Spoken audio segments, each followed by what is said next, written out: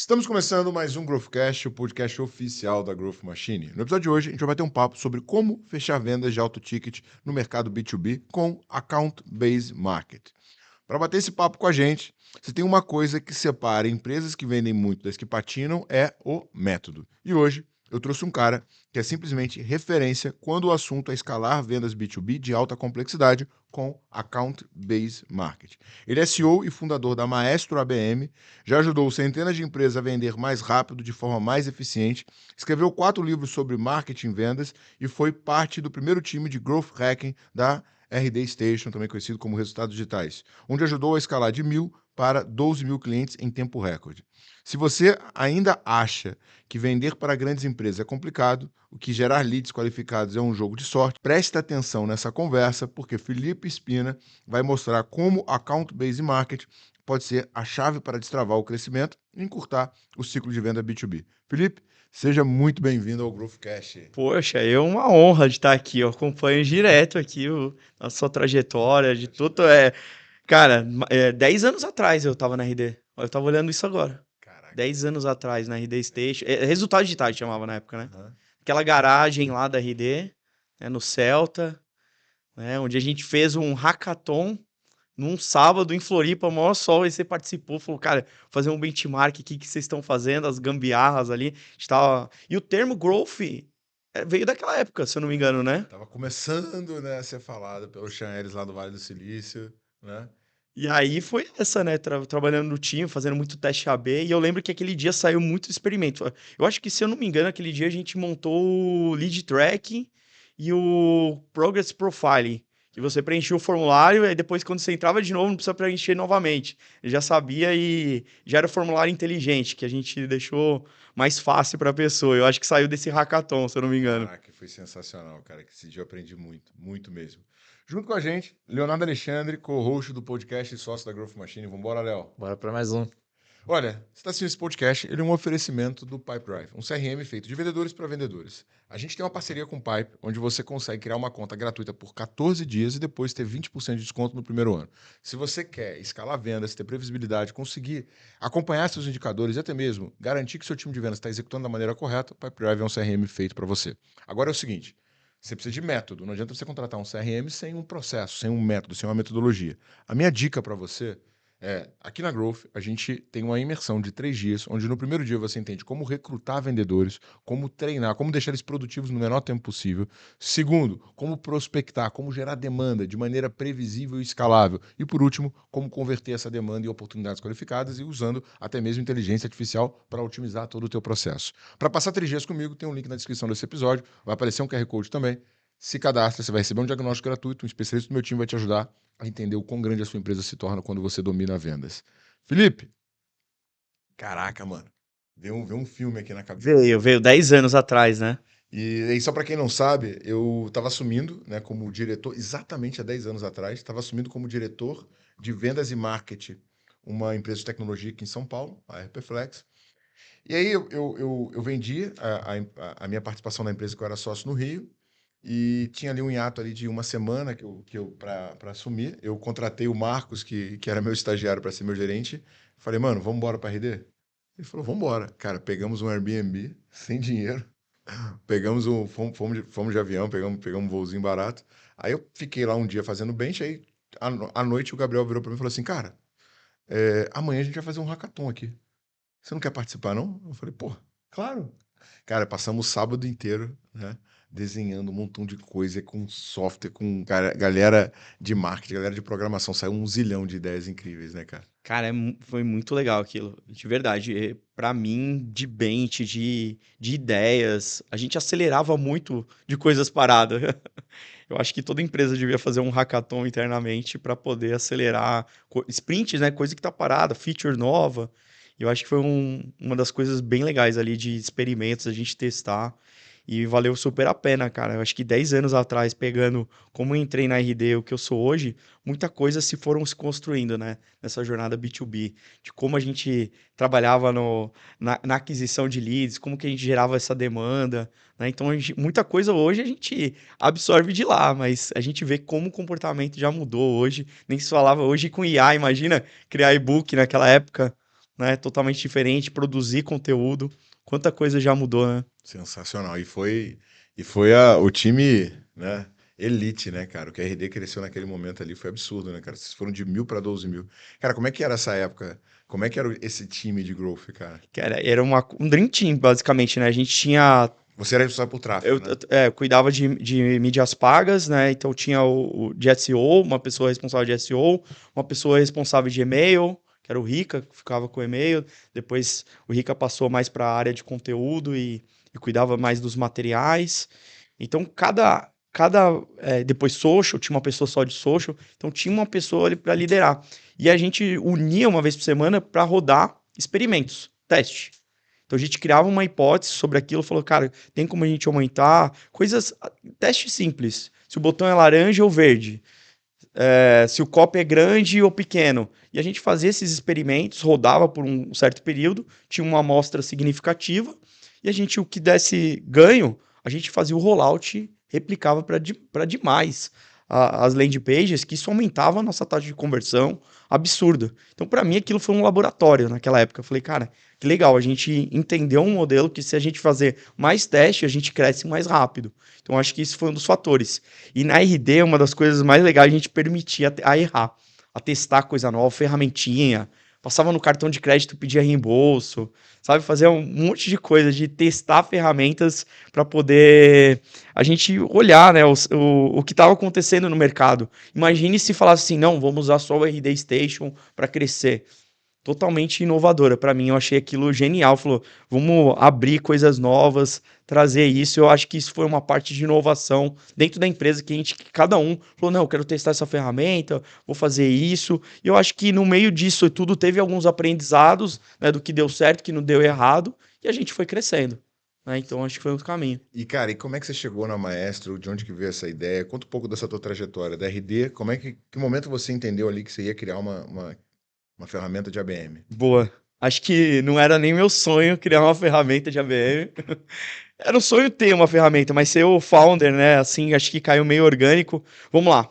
Em 2018, eu estava na RD e me deram um desafio. Falou assim: pô, a gente tem um plano que é o Enterprise.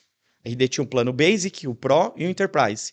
Por que a gente não poderia vender o Enterprise para contas-alvo? Contas maiores, né? Aí eu falei, pô, poderia ser, mas não ia ser inbound, né?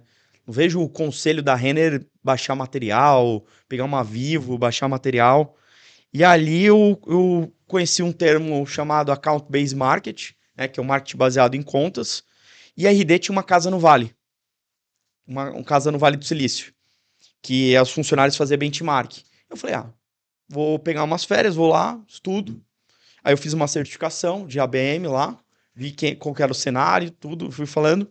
E aí cheguei no Brasil frustrado. Eu falei, cara, as ferramentas custam US$ 80.000, são caras, como é que eu vou aplicar isso? E aí fui validando, testando na própria RD, saí de lá e virei sócio do distrito. Então fui o sexto funcionário do distrito, que é uma plataforma de inovação para empresas. Então a gente vendia consultoria de inovação. Vender inovação é a segunda área mais difícil de vender, né? A primeira é RH, depois é inovação. Vender inovação é um negócio que é difícil provar ROI, né, Thiago? Você vendeu um produto que não existe, vendeu uma tese. E aí eu comecei a usar as táticas de ABM lá no distrito. Falei, cara, a gente fechou o Santander, fechamos várias empresas, tipo, tinha um relatório, conteúdo. E aí eu falei, cara, imagina se tivesse um software de ABM. Cheguei para um amigo falando sobre isso. E aí ele apresentou um cara que tinha uma software house, e aí ele saiu dessa software house, apresentou o CTO e nós três. Eu falei assim, cara, vamos montar um software de ABM? Eu vou investir e tal, não sei o quê. E aí eu fui entrevistar uma pessoa para ser o CEO dessa ferramenta. Ele falou, cara, não, você que tem que ser o...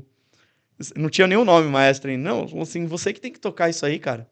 Você que fala sobre isso, todo educa, você que conhece o projeto, você é o CEO, né? E aí eu falei, cara, realmente, agora eu acho que eu tenho que levar isso para frente, né? Então, 2020 a gente teve a ideia, 2021 lançamos o MVP, né? A Maestro, de fato, fomos para o mercado com a plataforma Maestro em 2021, com o MVP. Em 2022 a gente captou a primeira rodada com a SaaSholic, né? Então aí a gente conseguiu aí trazer mais pessoas para o time, contratar os primeiros programadores, pessoas. Então a gente montou essa primeira estrutura inicial. Então, alguns clientes que estavam de consultoria, a gente passou por produto, né, em 2022, e seguiu 2022 trabalhando muito certificação de ABM, muito conteúdo, a construção. Em 2023, a gente fez uma extensão dessa rodada com a UOL Aceleradora, lá de Porto Alegre, né? Então, a gente fez uma extensão. E aí, a gente começou a estudar, falou assim, olha, como que a gente pode passar esses clientes de consultoria, que ainda tinha muito CS, muito lado consultivo. Quando foi 2024, a gente teve que uma virada de chave. Aí que eu acho que o ano passado a gente fez uma virada de chave. A gente estava com 19 clientes em janeiro, né? E aí a gente fez uma virada de chave em julho do ano passado, para a PLG, né, o produto estruturar. Fechamos o ano com 101 clientes, né? Então, isso em dezembro do ano passado. Então, foi toda essa história aí que eu tive de conhecimento, de estudar, para poder hoje chegar e falar assim: agora a gente consegue escalar, consegue crescer e principalmente atender os clientes que têm dificuldade para vender uma grande conta, né? Como que ele cria um processo, como que ele cria um comitê de compras dentro de uma grande empresa, né? Que hoje é uma dificuldade, né? Provavelmente algum dos seus clientes que deve fazer uma venda que passa por mais de uma pessoa. Sim. Né? Então é isso que a gente falou assim: olha, a gente dentro da Maestro, o orquestro, cria vários touch points e cria mais relacionamento dentro da empresa. Então, para mim, a minha North Star Metric, que eu vejo hoje de crescimento, é número de touch points que eu fiz dentro da conta. Quanto mais. E aí, só para a gente, né, posicionar a galera e conceituar. Né? O Account-Based Marketing é o marketing orientado à conta, mas nada mais é do que um processo de geração de demanda, quando você está indo para trás de um cliente muito estratégico, onde você vai ter um nível de personalização e esforço muito mais alto, porque você faz um plano inteiro para vender para uma única marca. Né? Cara, explica um pouco melhor, é isso, o que você complementa nessa descrição? Perfeito, eu acho que essa é a descrição, a gente define quem as empresas. Então, por exemplo, imagine que você quer vender para uma empresa-chave, só que você não vai desperdiçar dinheiro com empresas fora do seu perfil ideal de cliente. Que muitas vezes a pessoa faz, cara, vou fazer um funil, vou jogar, vou trabalhar toda a minha campanha de marketing com várias empresas, vou mandar e-mail, vou fazer prospecção ativa. E a gente veio com uma ideia de um funil invertido. Em vez de eu trabalhar um funil que eu trabalho em várias contas e vou trabalhando na taxa de conversão, eu inverti o funil. Então, eu já sei as empresas que eu quero trabalhar. Então, eu faço uma lista de contas dessas empresas e eu consigo expandir isso. Né? Então, eu consigo personalizar a mensagem para cada um deles. Né? Então, cada pessoa eu consigo personalizar e ser, às vezes, até mais artesanal. Convites que a gente faz, clientes que fazem até entrega de boneco, coisas, até mandar um Uber para o cara vir numa reunião. Então, a gente começou a personalizar touch points que era um ponto de contato com essas pessoas que ajudava muito no processo comercial, né? Ajudava as pessoas cada vez mais a ganhar confiança dentro desse processo. Né? Vendas é confiança, principalmente numa venda muito complexa, que eu preciso trabalhar tantas pessoas. E ali nessa parte, o que a gente sentiu? Que ganha segurança dentro do projeto. Por quê? Porque eu vou trabalhar esses touch points, eu vou ter tarefas para que cada uma faça de um jeito eficiente. E quais são os erros mais comuns que acontecem nesse modelo? Principalmente quando a pessoa não tem uma ajuda ali para fazer isso. Pois é, eu sempre gosto de trazer uma analogia, né? O account planning, né, que é uma das funcionalidades que a gente fala, né? O planejamento da conta. Imagina que você está querendo fazer, pô, como é que eu vendo para Nestlé? Fazer no escuro seria um erro gigantesco. Agora, você saber, né, uma ideia de possibilidades, se você saber quem são as pessoas que trabalham lá, como eu personalizar os pontos de contato, como que eu vou fazer essas ações. Eu sempre uso a analogia, né? Primeiro passa o carro do Google Street View, tira a foto do lugar e depois você constrói um mapa. Né? Então, a gente fez toda essa parte, né, para o cliente. E hoje, com IA, a ferramenta sinaliza pontos de contato que sejam mais eficientes, que vai funcionar melhor. Então, ele dá dicas, né? Porque, por exemplo, um CRM, você pode cadastrar uma atividade. Né? Você vai lá, faz isso, faz essa ação, tem os lembretes. Mas a Maestro, além de ser um orquestrador, pode ser mais pessoas envolvidas, não só no lead, e também eu consigo personalizar esses touch points, né? Então, ele dá ideias a mais de coisas que eu posso fazer lá dentro. Só queria dar um passo atrás, né? Então, assim, cara, conceituamos a ABM. A ABM é um modelo de geração de demanda, principalmente para quem vende para grandes contas. A gente sabe que dentro do processo de vendas tem um desafio chamado custo de aquisição de cliente, né? Porque custo de aquisição de cliente é o total do teu investimento em marketing dividido pela quantidade de clientes que você traz.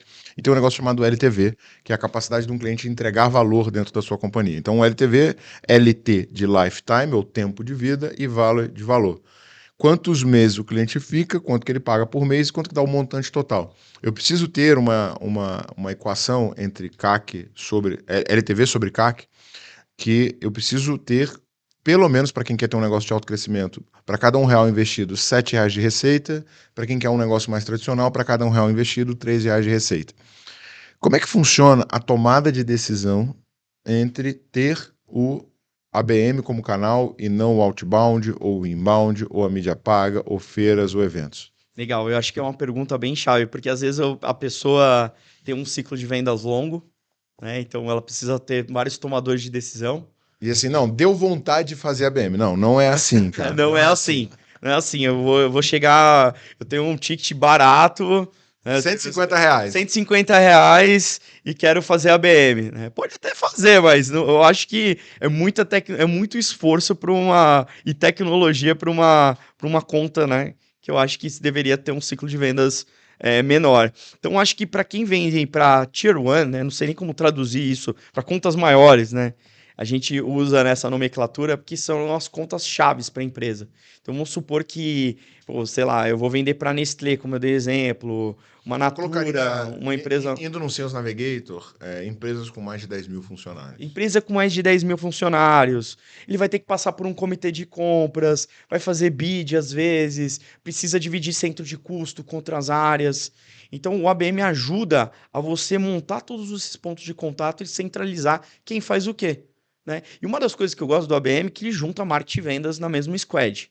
Né? Então, até CS também. A gente estava falando aqui nos bastidores de expansion, né? De você trabalhar contas aí do que você comentou do LTV, né? Contas que vão além disso para receita, né? Como que eu faço para gerar mais receita a partir do meu cliente, tanto na aquisição como na expansão disso, né? Trabalhar upsell e cross-sell. O mais importante que a pessoa tem que ter, né? Ticket alto, né? Então vamos lá, para trabalhar com a BM, um ticket que é relevante, né? Talvez um contrato acima de 100 mil já vale a pena utilizar o ABM, um ciclo longo. Né? Ah, eu tenho um contrato aqui que demora mais de 6 meses, 9 meses. Tem clientes nossos que demora 2 anos para fechar uma venda, que é uma transformação, né? E também passa por mais de pessoas, assim. Hoje, em média, só pegando os nossos clientes, são 9 pessoas em média para fechar uma venda dos nossos clientes. E pelo menos 22 pontos de contato para ter a primeira reunião. O ponto de contato pode ter overlap, pode ser de pessoas iguais, ou dentro dessas 9 aí, ou mais pessoas. Então, ponto de contato pode ser uma mensagem no LinkedIn, depois eu mandei um e-mail, depois eu mandei um WhatsApp, encontrei com a pessoa num evento. Então, esse mix de touch point aumenta o nosso relacionamento, né? A gente tem um score ali, uma temperatura, que cada touch point finalizado faz com que ele aumente a temperatura dentro da conta. Né? Então, eu aumento minha entregabilidade ali dentro. Então, para mim, a decisão vai ter uma correlação com complexidade. Mas a gente sabe que o ABM vai ter uma tendência a ter um CAC mais alto.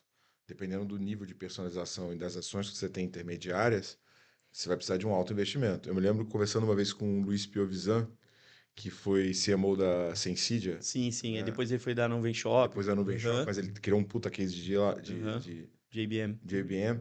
Cara, ele foi prospectar os CISOs, né? Para quem não sabe, a Sensidia é uma tecnologia de gestão de API e barramento, então é para grandes negócios. Então, você precisa conectar o SAP com o Salesforce, o Sensidia vai fazer o orquestramento dessas comunicações e mantendo a segurança. E aí, o ponto de entrada muito comum deles era os CIOs de segurança, né? Então, que eram os CISOs. Cara, ele fez um evento, trouxe um cara bom pra caramba, mandou pra casa de cada um, no meio da pandemia, mandou pra casa de cada um balde da Imaginário de pipoca, com uma pipoca dentro e um bilhetinho com a URL de onde seria o webinário e falou, ó, a pipoca você já tem, agora é só se aparecer lá ao vivo. Né? Só que o cara não foi mandar isso para casa das pessoas. Tem um custo, sem dúvida nenhuma, acho que 20 ou 30 CISO. O cara foi os palestrantes que ele contratou, porque ele fez os caras, 2 caras que eram referência, dar uma palestra online para os caras que ele queria falar. Pensar assim, puto, imagina que ele gastou, sei lá, 30 pau com cada palestrante, 60 mais o envio, caramba, mais uns 3 pau. Gastou 63 mil para trazer 20 caras que são chefes de segurança das maiores empresas de tecnologia, das maiores empresas do Brasil. Vai ter Nestlé, vai ter Coca-Cola, vai ter Ambev. Será que vale a pena ou será que não vale? O que você acha? Depende. Também dá para diminuir esse custo, né? Com você criando, por exemplo, você criar um podcast, você chamar esse CIO, né? Dentro do podcast. Tem como a gente também trabalhar outros pontos de contato. Acho que a soma de todos eles, né? Porque cada touch point é mensurado, né? Dentro da Maestro. Então você pode computar o gasto dentro dele. Inclusive, tem clientes nossos que computam as horas também. Então, no final, eu sei o CAC, quanto eu gastei por conta. Então, qual que é o CAC, mais ou menos, de quando você vai fazer a BM e quanto que você tem que ter, na tua opinião, mínimo de LTV para fazer sentido? Isso vai depender. Não tem como eu dizer assim um CAC. Por exemplo, eu tenho clientes como a SAP. Né? É diferente um CAC do que de um cliente bem menor, que ele mesmo opera uma ferramenta. Ele pode começar com uma situação mais enxuta, com coisas mais simples, né? Pô, vou fazer uma página personalizada para aquela pessoa, né? Eu vou convidar ela para uma palestra, eu vou dar palco para ela. Então ele vai trabalhar ações de experiências que não foi tão, não precisa gastar uns 60 mil. Entendeu? Então a gente sempre orienta começar com menos, assim, né? Fazer ações, até clientes que mandam Uber para a pessoa vir na reunião. Ah, você tá em Salvador? Aí tô te mando um iFood para você tomar um café da sua casa e daqui. Porque é normal, nos Estados Unidos tem ferramentas que fazem gift, né? De premiação, e o cara pode aceitar porque é menos de R$ 100, né? Então, por compliance, pode aceitar uma oferta assim. Então, eu acho que depende muito mais das ideias que a gente vai construir esse ponto de contato. Por isso que eu acho que a personalização é a chave do account base. Né? A personalização, praticamente, a gente coloca isso em prática. Por quê? Porque a gente olha primeiro quem são as pessoas ali dentro. Né? Fatores em comum. Então, a gente tem Acaba casos. que analisa para cada negócio qual seria a melhor estratégia para ser abordado. Criar um rapport, a pessoa gosta de tal time de futebol e às vezes a empresa tem um camarote no estádio que a pessoa gosta, né? Então tem várias situações assim que a gente começa a estudar a empresa e as pessoas ali dentro para você poder direcionar mensagens mais personalizadas, né? Menos invasiva. Que eu acho que o primeiro passo do ABM é a gente trabalhar a atenção da pessoa. Pô, eu existo essa empresa, né?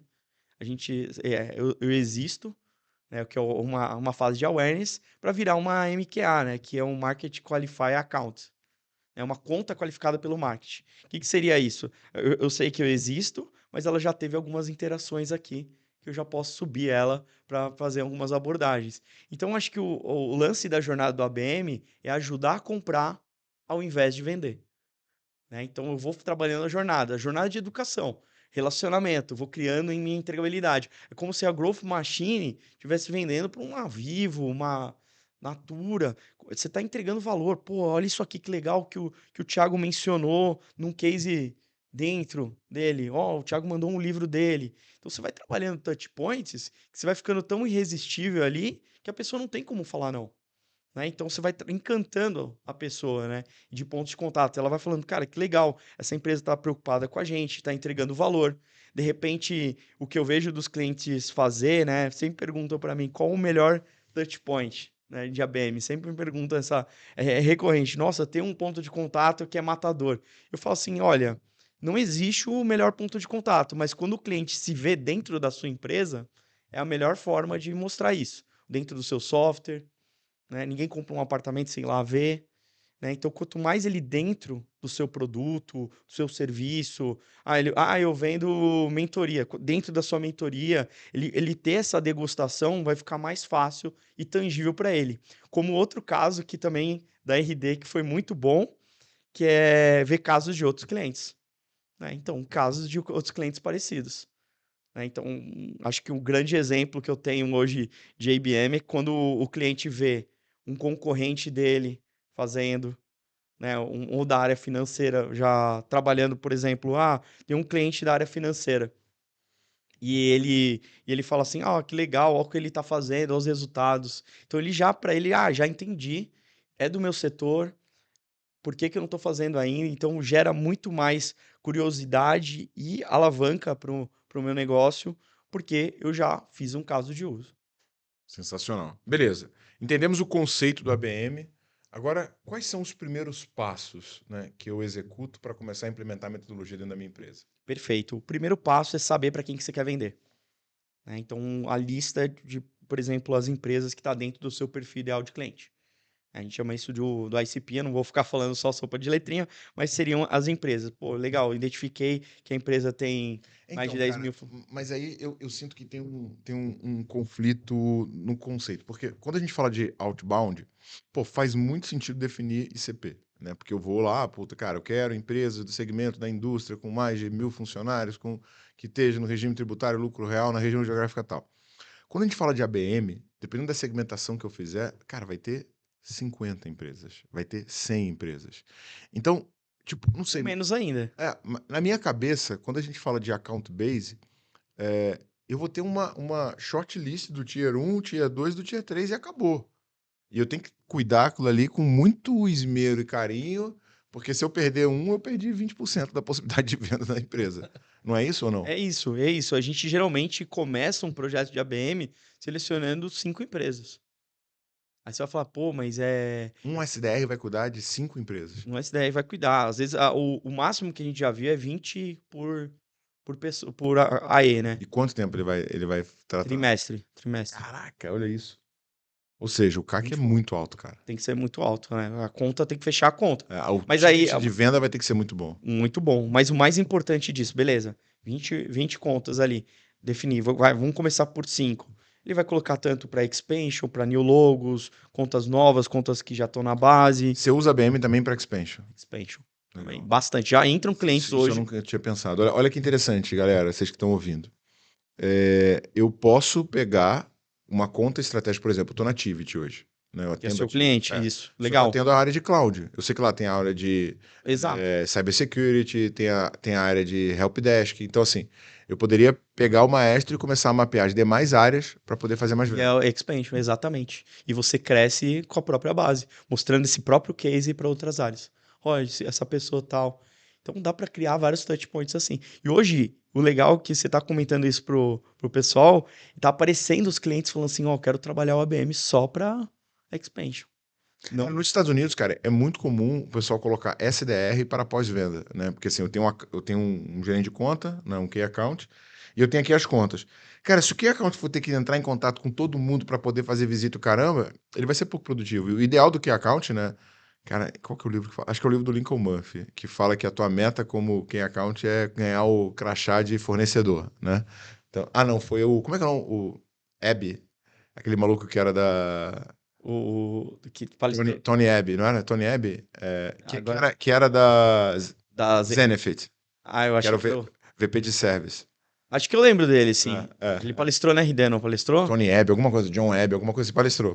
E deu um workshop pra gente depois. Que tava o Matheus Pestana, tava você, tava o Rica.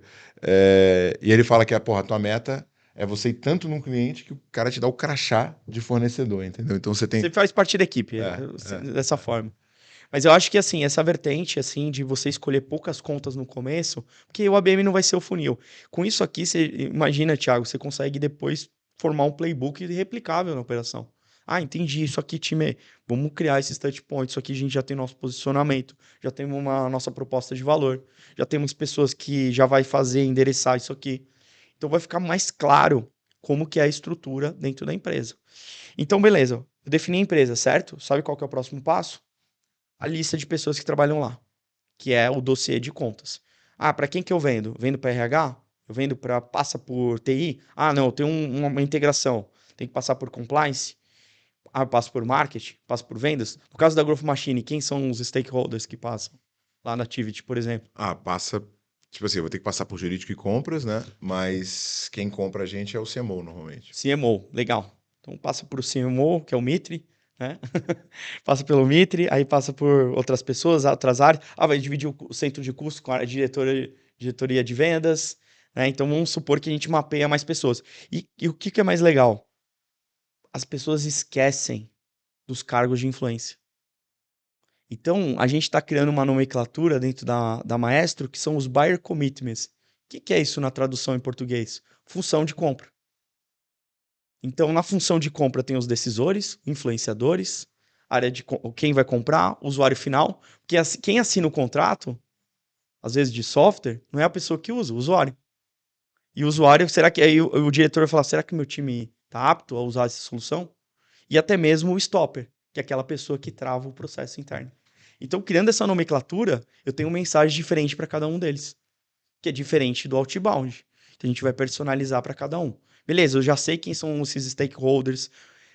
Putz, investiguei, olhei ali no LinkedIn, encontrei casos até de olhar no Instagram, às vezes, da pessoa, procurar o nome do Google para ter mais informações, montei um dossiê dessa pessoa de informações. É legal saber isso. Uma das coisas legais que a gente faz também de puxar essas informações, se a empresa é listada, pegar todo quando ela solta um fato relevante. É o RI, exatamente. Quando o RI é o relação com os investidores. Para quem está ouvindo, relação com os investidores, ele tem lá, se sai um fato relevante, para você ir lá e puxar um rapport nele, parabéns, você adquiriu essa empresa, ou você foi promovido, porque tudo isso sai no RI, informações que são importantes para a companhia. Saiu uma cadeira importante da empresa, eles sempre soltam essa nota. Então, sabendo essas pessoas, eu vou para a personalização da mensagem. Então, eu vou criar touchpoints mais exclusivos para essa empresa. Uma dúvida que eu tenho nesse ponto específico sobre personalização é o quanto que eu vou automatizar e o quanto que eu vou investir em pesquisa e personalização. Legal. Eu acho que assim, na primeira instância, é o objetivo dessa campanha. Né? Que se eu falar assim, beleza, eu quero que, no seu caso de expansão ali, nesse exemplo, você quer que outra área te conheça. Essa outra área. E nessa outra área, você vai precisar personalizar o que você vai falar com cada um deles. Você vai conhecer a pessoa e em alguns momentos, talvez não precisa ser tão automatizado.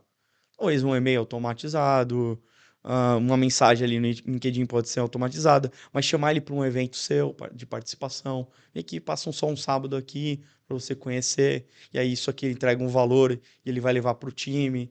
Então, são momentos ali que eu vou personalizando dos touch points e entregando para essas pessoas, né? Que o próximo passo é a distribuição disso, que a gente chama isso de orquestração. Então, o que o Thiago vai fazer, o que o Léo, o que o Bernardo, que cada pessoa do time vai trabalhar dentro dessas atividades. Então, esses são os passos que a gente utiliza. E o último, que é a mensuração disso, né? Quantos pontos de contato foram feitos, qual o ciclo de vendas, quantas pessoas participaram do processo, decisores, influenciadores, e essa temperatura da Play, né? Para quem não sabe, Play é uma campanha de ABM. A Play é um conjunto de pontos de contato. Né? Geralmente um ponto de contato, geralmente uma play tem 20 pontos de contato, né? Como eu comentei. Quanto tempo leva do início da tentativa de contato até a geração de oportunidade? Geralmente 2 meses e meio. Numa play boa. Pode durar até 4 meses. E como é que funciona essa passagem de bastão para o executivo de conta, para o closer e tal? Porque muita informação foi coletada, muita coisa aconteceu, né?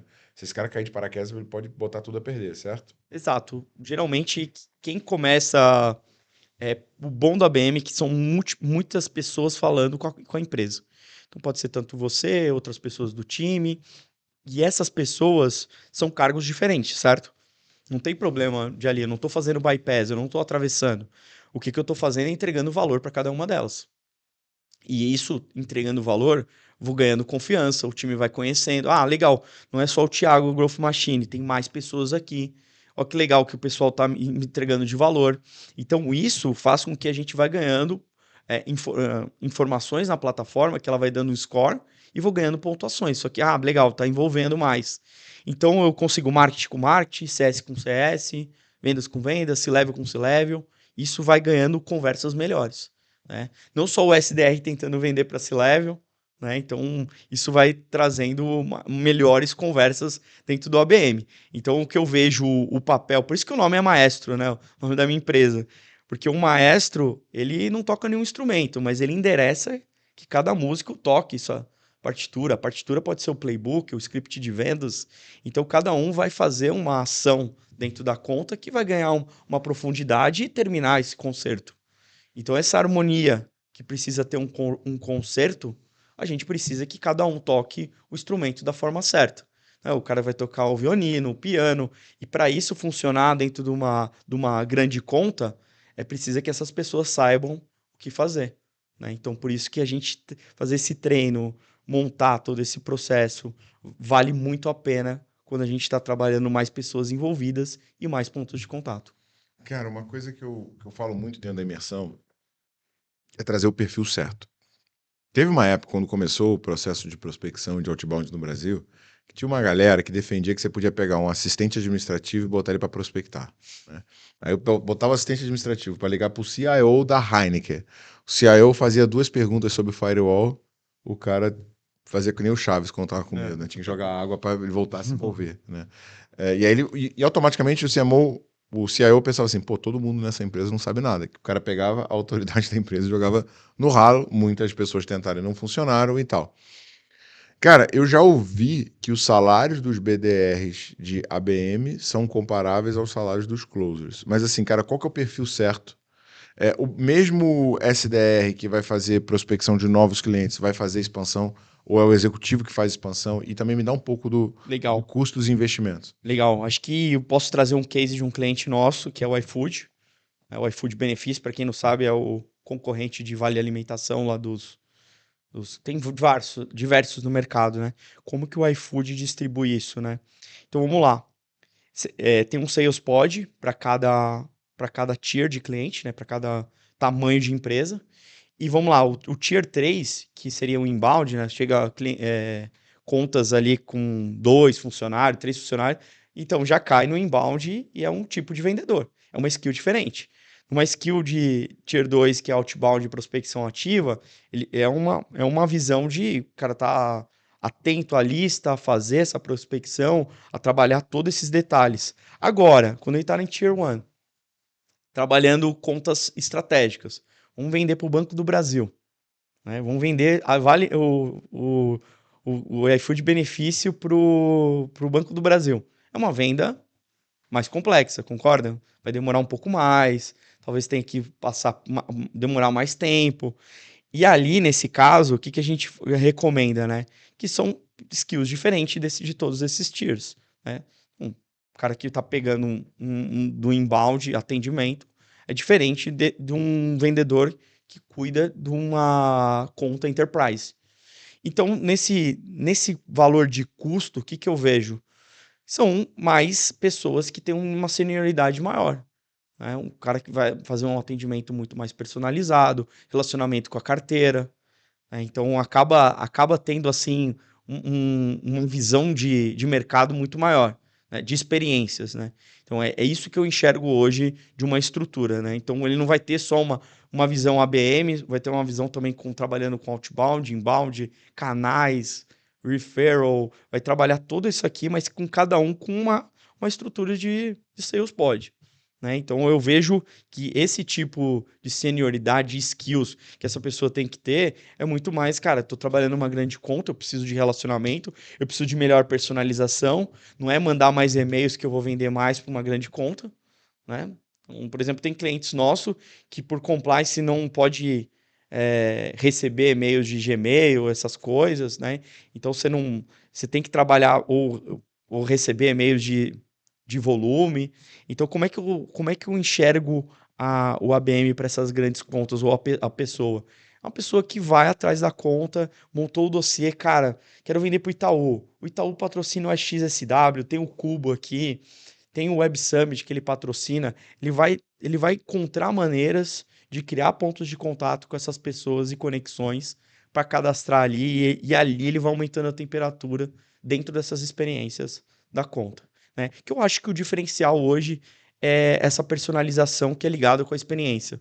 Né? De não só chegar uma mensagem frio, mas, pô, Thiago, que legal, vi que você tem um livro, tô te trazendo outro livro que você gosta também, que é um autor que você adora. Então você começa a ter conversas melhores. E como é que é feito o pensamento para até onde vai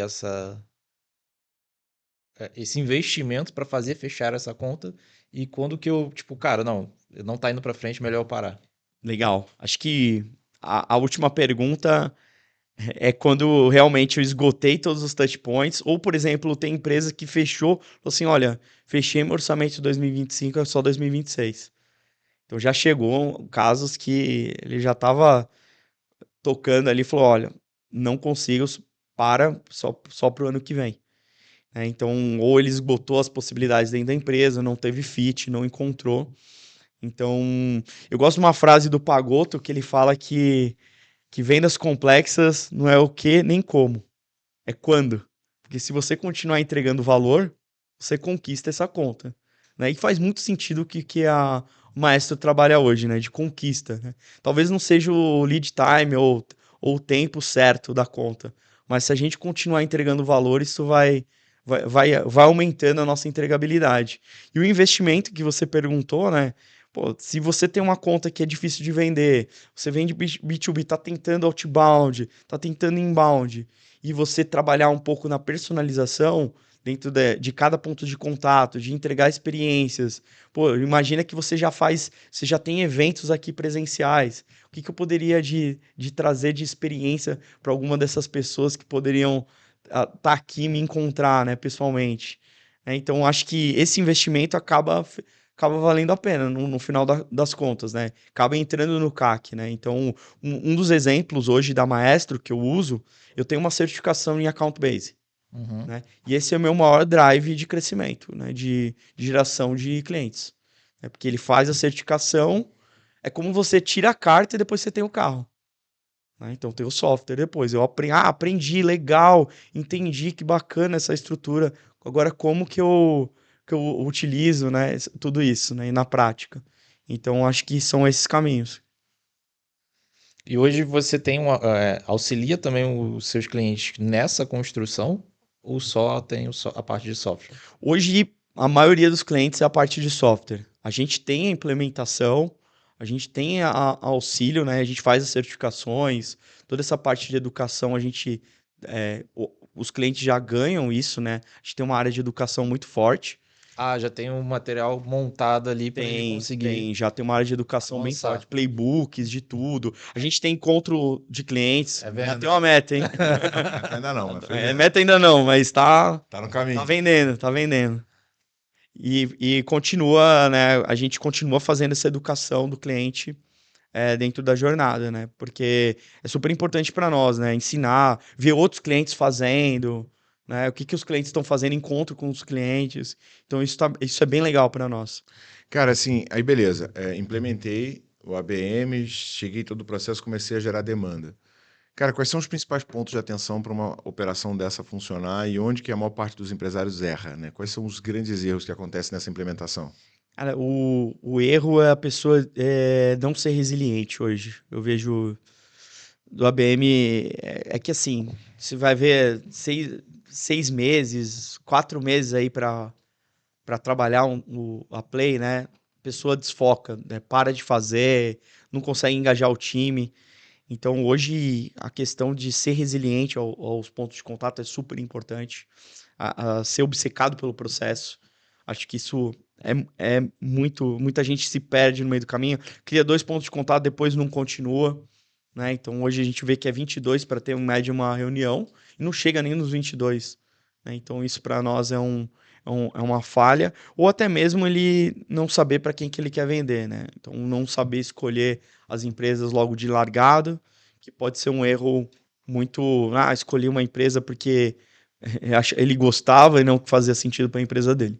Legal. Quando a gente fala dos touch points, né? Eu já li muitas histórias, já vi alguns webinars da própria Salesforce e tal, contando de presentes físicos, né? Uhum. Cara, como é que entra essa coisa do presente físico no meio? O que você já viu de coisa assim, cara, criativa, diferente, que quebrou padrão, sem gastar muito e que deu certo no ABM? Nossa, muito legal. Esse negócio do presente tem que tomar um pouco de cuidado em questões de compliance. Nem todo mundo pode receber. Eu gosto do marketing da permissão. Perguntar se a pessoa pode receber antes de enviar. Né? Então, às vezes, por conta de compliance da empresa, ela não pode receber um presente que for. Mas casos legais, o nosso próprio cliente aqui, a SAP, né, Ele convidou a pessoa pro podcast, e na hora que terminou o podcast, ela deu um boneco Funko Pop de cada um com o nome do episódio do podcast. Caraca. Bem legal, bem personalizado. Com a foto, pegar a foto do LinkedIn, fez o bonequinho. Eu nem sabia que dava pra fazer assim. Também Bem não legal. sabia. E dá pra fazer Lego hoje também. Dá pra fazer um Lego da foto da pessoa. Dá pra fazer várias coisas criativas. Eu acho que a questão hoje é muita coisa artesanal. Eu tô vendo legal os clientes fazer de carta. Porque todo mundo manda e-mail, coisa automática, né? E aí vem uma coisa desenhada pra cada um. Então eu tô vendo vários presentes, assim, bem legais, assim, do que eles estão fazendo, assim, pensando mesmo na conta, desde vídeos personalizados para cada um, né? Então, tô vendo bem legal essas experiências, né? Cara, teve um cliente meu que fez uma ABM que eles fizeram da seguinte maneira: eles criaram um anúncio para falar com o CTO da Heineken, sabe? O anúncio era um vídeo que eles fizeram um georreferenciamento ao redor. Cara, se você não é o CEO da Heineken, eu vou te pedir para você mandar esse vídeo para ele, mas se você é, eu Falou o quero nome fazer contigo. falou o nome do CEO também no vídeo? É. E aí o cara, tipo, sei lá, em 1 hora se cadastrou e era uma landing page, o cara botar nome, e-mail, telefone, Pra ver. e aí conseguiram falar com o cara. Não, isso é muito legal. A gente usa muito isso. A gente usa Tráfego muito. georreferenciado. Totalmente para uma empresa só. Para uma empresa e a área da empresa, que Então, dependendo. tipo, comprar o L-Media que tem no elevador onde a empresa fica. Isso é um próximo passo. Conversei com ele essa semana. Também Sério? vai integrar. A gente tá vendo várias coisas legais para integrar Cara, dentro da encaixar Maersk. em alguma empresa de... Tem uma empresa de brinde pra te indicar que você pode encaixar, que pode funcionar legal. Eu gosto muito, quem faz isso muito bem nos Estados Unidos é a Sendosso, né? A gente pegou muito como o benchmark, né? Eles são uma empresa de gift card, né? É muito natural nos Estados Unidos a pessoa marcar uma reunião e dar pô, legal, Thiago, você fez uma reunião comigo, tô te dando $50 na Amazon. Então, a Sendosso faz isso e também brindes físicos. Eu acho que isso que é interessante. Então, já vi coisas em carta para você fazer de e-mail. A gente tem algumas integrações ali que ninguém usou ainda, mas ainda quero que usa. Tem integração com a Flapper. Você conhece a Flapper? Conheço. De voo particular? Então, você mandar um voo particular, um helicóptero, né, a pessoa vir na reunião, fazer pesquisa. Ah, tem uma coisa legal, pesquisa dentro de ABM. Trabalhar com pesquisa. Por exemplo, a Opinion Box, cliente. Então, por exemplo, ele faz pesquisa de mercado, por exemplo, chocolate. Qual a marca que está funcionando melhor hoje, com o melhor NPS das marcas? E aí ele manda, fala assim, ó, chegou aqui para você, você tá, ó, Cacau Show, você tá nesse aqui, nesse NPS, você tá nesse nível aqui, ó, para você melhorar, aqui tem isso, isso, isso, isso. Cara, super personalizado. Levou já a dor do cliente, já vi várias coisas legais, a gente tem um caso muito bacana, que eu acho que é legal contar aqui, que o pessoal vai gostar. É um ID Tech. Todo mundo sabe que é um ID Tech. Quando você tira uma foto do celular para validar se... Cartão de crédito. Você abriu uma conta no banco. Biometria. Biometria. É um ID Tech. Você faz uma biometria, você tira uma foto. E aí eles estavam prospectando a XP. Né? Então estavam prospectando a XP e aí eles quiseram, vamos fazer uma play lá. E aí eles descobriram 10 maneiras da XP melhorar o user onboard. O que é o user onboard? Como ele pode melhorar, se aquilo pode ter uma falha ou não, dentro da estratégia. Então ele já olhou, estudou o cliente e criou touchpoints para convidar eles para apresentar esse estudo dos 10 melhores maneiras de fazer isso. Eles marcaram ali no Real Work, falou assim, ó, XP, gostaria que 8 pessoas de vocês do seu time fossem, mandou o RSVP pela Maestro, fez todos os pontos de contato, foi falando o que seria a pauta desses, um pouco do que seriam esses 10 pontos, 10 melhorias, não contou tudo, né, para também poder falar, ó, a gente vai falar isso para acontecer. Terminou não, chegou na reunião, né, ele apresentou, então foi super personalizado, não foi uma apresentação de demo ou de proposta padronizada, né, foi muito personalizado. E aí terminou ali e falou assim, ó, cara, isso aqui é implementado até o final do ano. Né? Então foi algo bem legal, né, de trazer valor, entregar valor, né, ser bem técnico dentro da estratégia para poder fazer isso. E eu acho que uma das grandes sacadas aqui, se eu puder dar um hack para o pessoal, muita gente foca só no decisor, né? Na estratégia, vou falar com o decisor e é uma venda mais rápida. E uma empresa, por mais que tenha decisor, tem várias outras pessoas dentro do processo, certo? Os influenciadores. Uma coisa que eu fiz no distrito foi enviar os PDFs que a gente tinha, os materiais para o estagiário, trainee, com o call to action. Leve essa mensagem para o seu diretor ou responsável da área de inovação. Então, quando o meu time de vendas chegasse para o time e falasse, não, conheço o distrito lá, vocês aqui dão referência aqui para nós, vi um mapa de vocês de startup, já conheço. Então, já entregava valor com as pessoas, porque eles querem. O que a pessoa influenciadora quer? Quer ser promovida, quer destaque na empresa, quer levar inovação. Então, muitas vezes a gente não consegue o primeiro contato com a pessoa decisora, mas a gente consegue falar com mais pessoas lá dentro para levar o awareness, para levar a nossa marca ali para dentro. Sensacional. Cara, cases, velho. O que você viu de resultado, tanto da própria Maestro quanto no mundo de implantação de ABM? Quais são os indicadores, quais são os ganhos que as empresas têm ao adotar essa metodologia? Perfeito. Hoje tem um cliente nosso, a Solute, que vende para hospitais, né? Vender para hospital é uma venda complexa, vai? Porque é uma venda que se passa por muitas pessoas, por compliance, por segurança de paciente. Vender software para hospital é uma venda teoricamente bem complexa. Às vezes o hospital é familiar, tem que passar é uma venda ali. Então eles tinham tentado inbound, outbound, e quando eles personalizaram a jornada, fizeram com mais pessoas, fizeram landing page, fizeram um hospitalar, fizeram um jantar no hospitalar, a pessoa não pôde ir, entregou um vinho. Então eles pensaram em tudo, todas as etapas. Isso teve um aumento de 60% no avanço em vendas dentro dessa estratégia, né? Então, eles conseguiram uma taxa de conversão em 60%, aumentar mais, né, nessas etapas, né? Então, o que eu vejo hoje? Algo que poderia ser muito mais difícil de entrada, né? Ele separou ali poucas contas, definiu quais eram os touch points e criou a personalização. Então, é um case real que a gente tem no nosso site, para quem quiser baixar lá, maestroabm.com, na área de cases. E é bem legal como ele... E lá tem os prints, tudo direitinho, bem legal, detalhado, né? Como foi os pontos de contato. Inclusive, o Estevão foi promovido por levar essa inovação dentro da empresa. Ele era coordenador e virou gerente. Então, já é legal. Se pessoas que estão ouvindo esse seu podcast quiser trazer coisas novas, eu acho que é bacana. Nada, não. Achei bravo isso aí. Agora, tipo, sem ser cliente de vocês, mundialmente, quais empresas assim que são big techs, unicórnios, Que aplicam muito que isso. aplicam muito? Todas que são essas vendas bem difíceis, Salesforce faz bastante. Outras que a gente está olhando no radar, assim, que usa muito ABM lá fora, como Uber, né, faz bastante, utiliza essas ferramentas lá fora. Então a gente está estudando muito, né?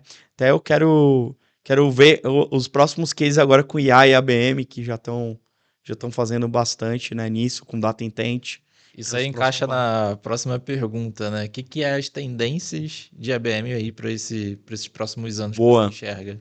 Eu acho que assim, bom, Thiago trabalha com software, você também, né? Você conhece bastante, né?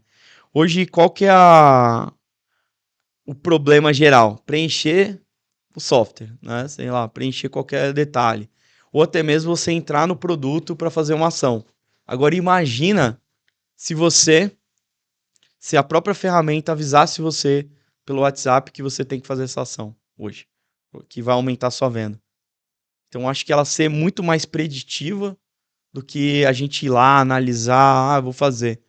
Então, isso vai ganhar muito mais eficiência, tanto para vendas e marketing, né, dela falar o que você tem que fazer. Né? Então, ela começar a melhorar, a enriquecer touch points, a dar sugestões. Então, a gente está vendo isso muito claro para os próximos anos aí da gente colocar tudo isso. Seria como ter um assistente ali Porque às vezes, assim, eu não acho que o problema vai ser o churn de você não entrar na plataforma. O churn de você não usar. Você pode estar usando a plataforma falando, Thiago, se você fizer um touch point agora com essa empresa, você vai subir seu score para 10 e você vai ter a chance maior de vender. Pô, você precisa bater meta. Você tá lá. Pô, você vai fazer isso aí. Independente se você vai usar ou não uma plataforma. Você fala, cara, isso aqui é importante para mim, eu preciso fazer.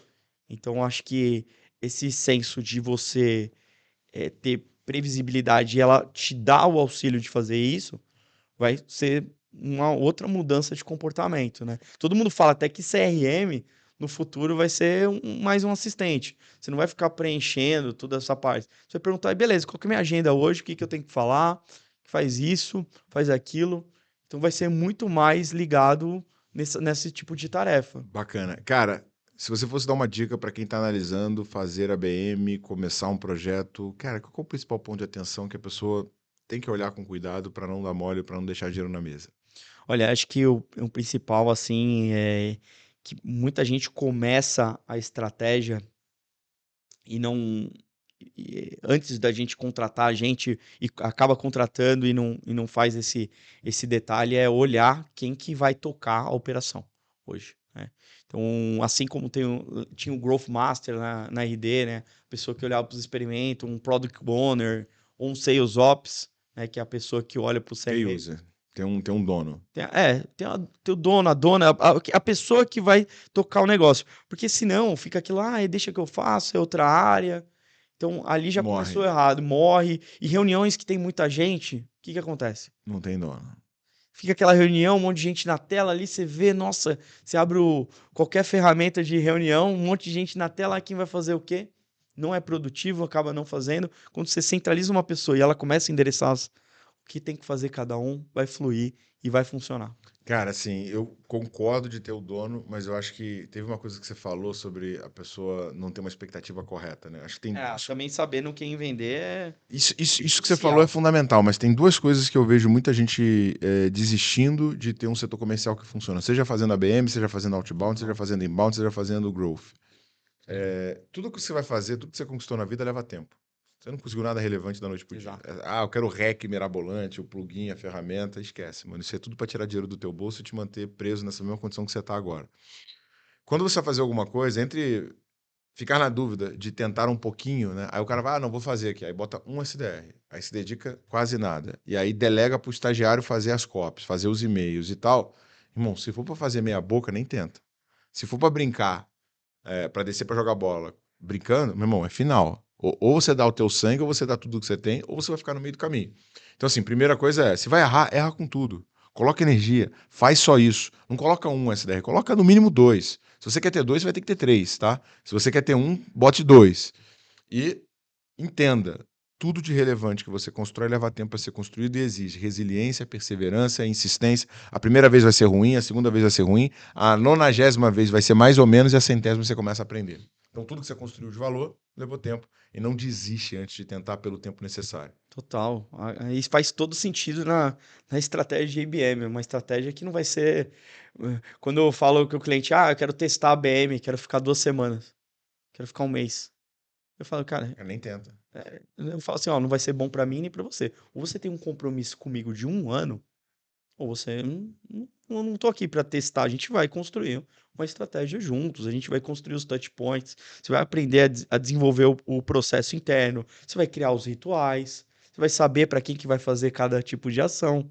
Olha quantos ganhos já tá ganhando. O planejamento, ele vai trazer um mapa das contas que pode ser as top tiers da empresa dele.